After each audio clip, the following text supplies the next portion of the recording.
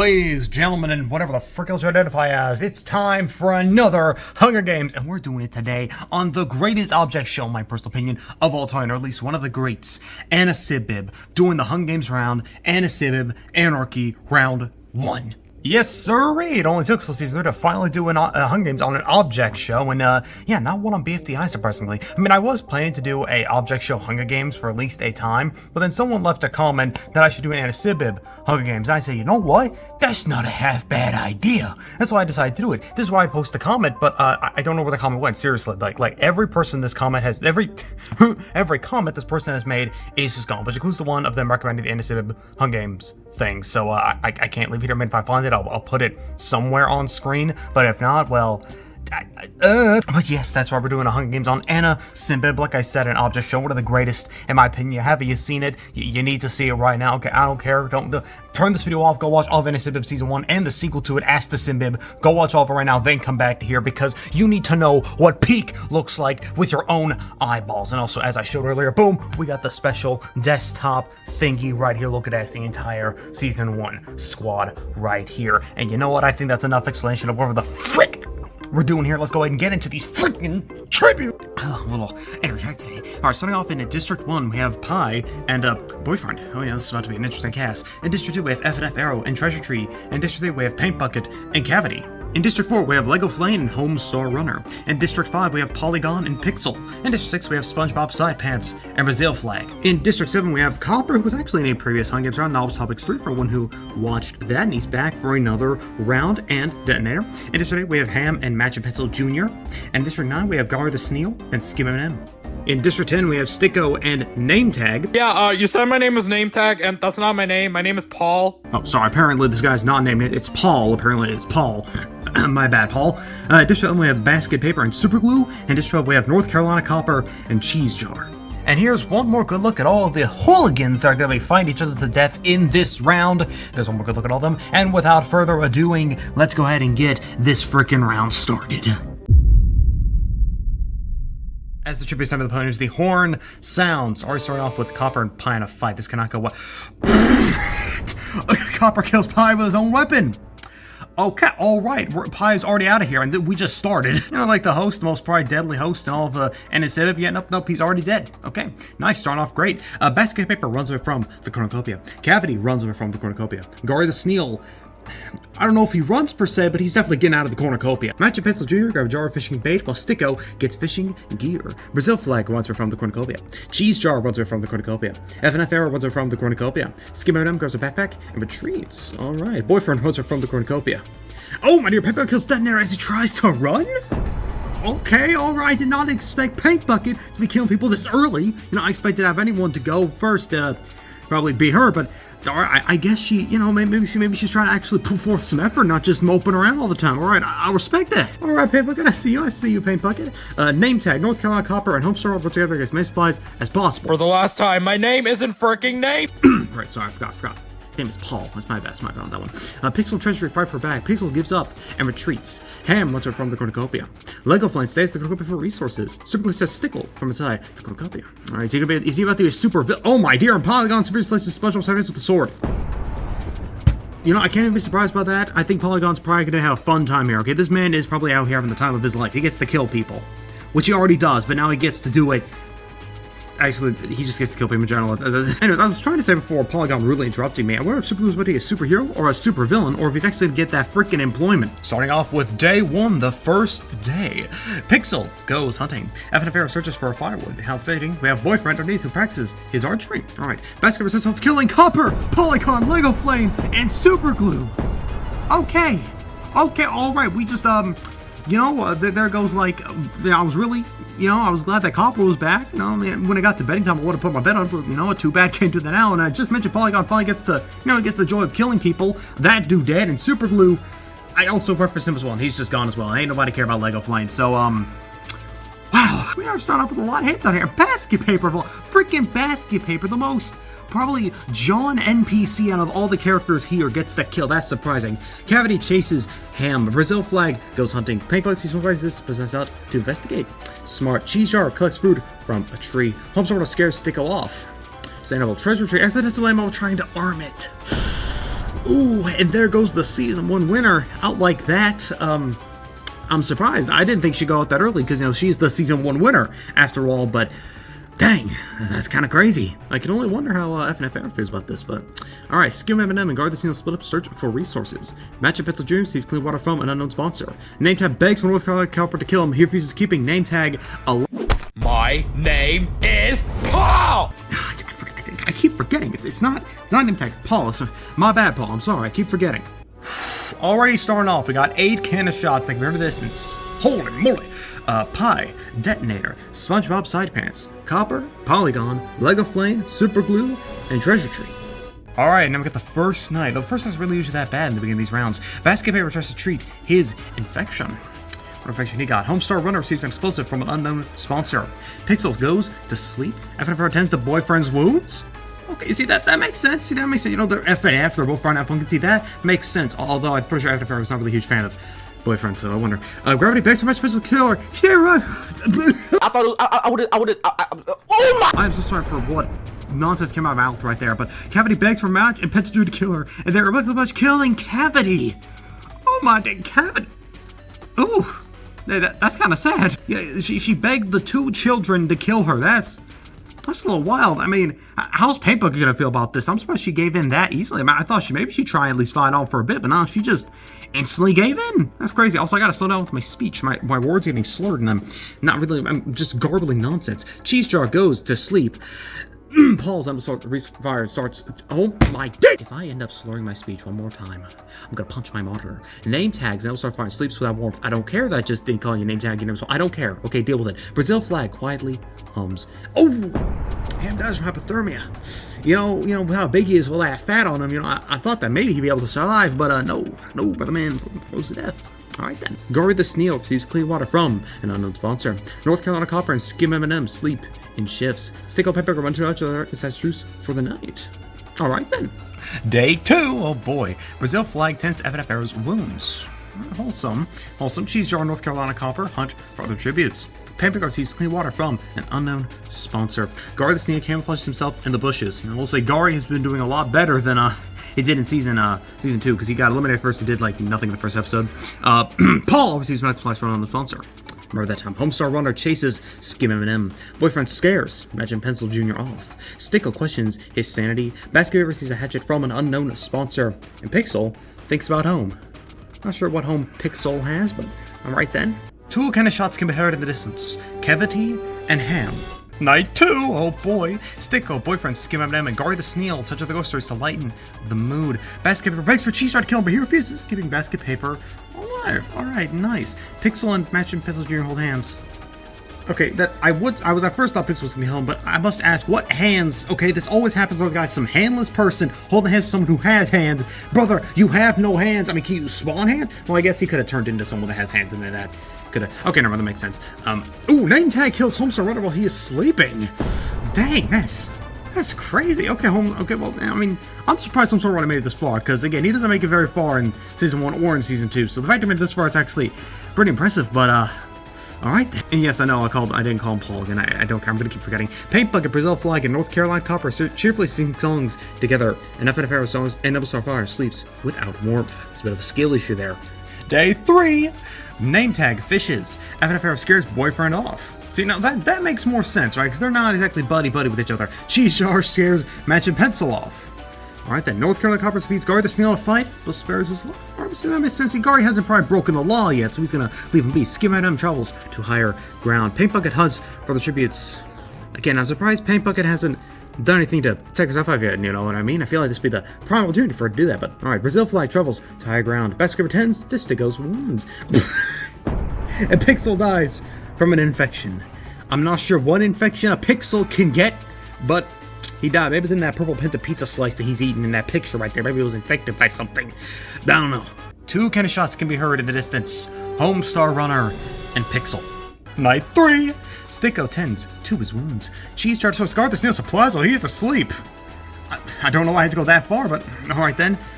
Paul and boyfriend and Pepper Tears find Paul over the kills of the both. Okay. Alright, first of all, I ripped this up, but second off, Okay, Paul, I see you, Paul. I see you. I was questioning when Peppa was going to get out here, and she did, but even then, it seems like she did take herself. She went into a fight and got taken out. Well, I guess she finally got what she wanted to get taken out, which is quite depressing when you think about it. And she something gotta cheer her up, and boyfriend, and who cares about him getting killed? But all right, Paul. Okay, all right. I didn't expect him to come out here with the fighting skill, but all right then. Brazil Flag begs for basket paper to kill him. He refuses, keeping Brazil Flag alive. FNFR attempts to start fire was unsuccessful. Another skill issue, brother. Magic Pencil Jr. lose sight of where they are. North Carolina Copper sees clean water from an unknown sponsor, and Skim M&M loses sight of where she is. Feels very in character for her. Day 4. Cheese Jar is able to convince North Carolina Copper to not kill him. Or what a horrendous crime did Cheese Jar commit? What was he, tax evading? Stealing? Freaking jaywalking? The world will never know. Brazil Flag receives a hatchet from an unknown sponsor. Basket runs away from Sticko. Match and Pencil Jr. sprained their ankle running away from Gary the Snail. Hey, don't worry, I don't think you'll gotta run that hard, okay? At a brisk jog is at most you'll need to do, okay? It's very slow. Skim M&M questions her sanity. FNFR travels to higher ground, and Paul searches for firewood. 3 cannon shots can be heard in the distance. Boyfriend, paint bucket, and cheese jar. We're on night 4, so we're gonna give it one more night, and then I think we'll go over this should be still alive. Speaking of night 4, it's night 4 time. North Carolina Copper strangles basket paper with the rope. Oh. Okay, North Carolina Copper is kind of going on a killing spree right now. Or maybe it was trying to wrangle him in, but accidentally strangled him. You know, I'm going to be honest. I kind of thought Basket Paper was going to make it a lot farther. I mean, honestly, for being the NPC character, I mean, really, who remembers Basket Paper from Season 1? Exactly nobody. So I'm surprised he made it this far. But I really thought, you know, I was like, is he going to make it to me? But no, Copper got him. Well, this Copper at the very least. The other Copper's dead, which I completely forgot to mention. They still have a Copper I can root for, so that's cool. Sticko, Magic Pencil Jr., and Gary the Snail sleep in shifts. Skim M&M, FNFR, and Brazil Flag sleep in shifts. And Paul looks at the night sky. The feast! Bobbity bobbity bobbity boss, skibidi ba ba ba.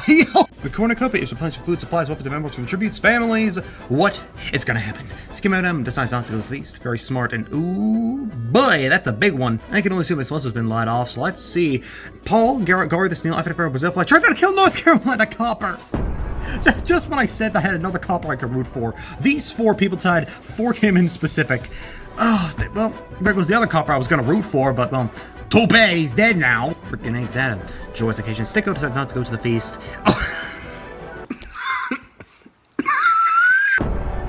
And Magic Pencil Jr. fall into a pit and die. Well, that's a shame.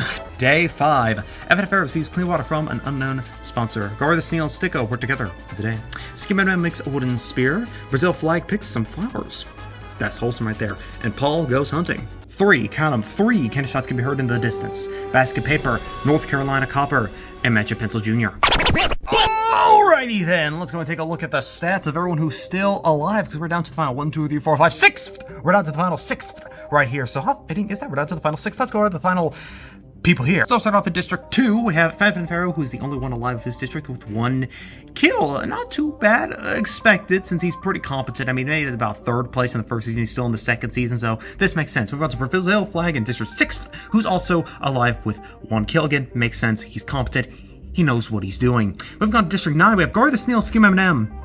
These 2 being alive is a surprise, because they've both been eliminated in Season 2. They were the first 2 out, and they've done better than a majority of the people who probably deserve to be here more. So, surprising? But alright then, Gary the Snail's alive with 1 kill, while Skim M&M has 0 kills. Nada, zilch, nothing. Then we've gone down to District 10. We have Sticko and Paul, name tag Paul, both are alive.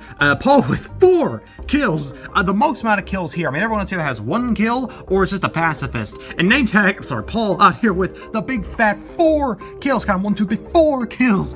That is a little insane. I did not expect old Paul here to go out here crazy like how Basket was doing, but he got those kills at the beginning of the game. Paul's been getting kills pretty regularly throughout the entire thing, so that is surprising. Meanwhile, Sticko, he being a pacifist out here, much like Skim M&M, so quite the interesting cast we got here. And for a final 6, it's actually not that bad. I mean, I would appreciate if Copper could have, done, better than he did, but aside from that, I mean, this ain't a bad top 6. So now the question becomes, it's time for betting. Who am I betting on? Who are you betting on? Who are we? Yes, we betting on here. Well, for me personally, I don't know. You know what? It's gonna sound crazy, but I'm gonna root for Paul. Yeah, that's right. I'm getting my bets on Paul. Because 4 kills, brother's going crazy. I gotta give my respect to Paul. So I'm gonna go Paul. However, I'm actually gonna go Sticko as well. Because you know what? Personally, I like the design of Sticko. I like Sticko a lot. And he's a capable fighter. We know he can fight well in the series. So I think he's gonna lock in here pretty soon. And you know what? Because I want to do it, I'm gonna go one more. I'm gonna do Skim M&M. Again, I just like her. I like the color yellow. And I liked her character for the few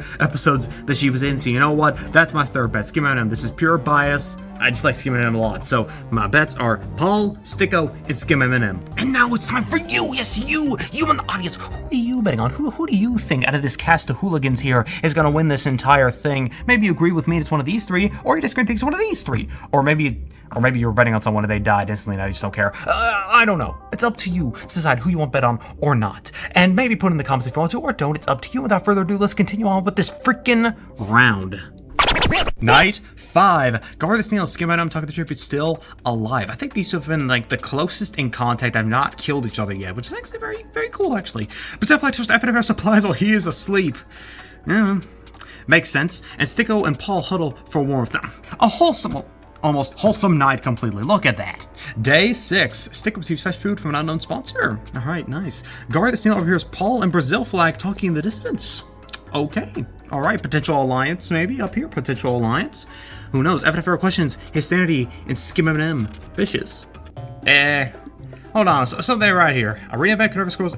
I did put an arena event, but anyone know Carnivorous Squirrels? Huh? I gotta investigate this. Hang on. Yeah, now hang on. Yeah, here's the Purple Pit the Pizza event I put in here. It's arena event right there. Arena. It says right there. Arena. A-R-E-N-A. Arena event right here. Yet if we take up a here, what is this? Now I know why you're blind. This one here. You saw too, right? This one here. So what the frick's going on? Okay, well I guess I have a cool Purple Pit the Pizza event where so stupid Carnivorous Squirrels attacking the tributes.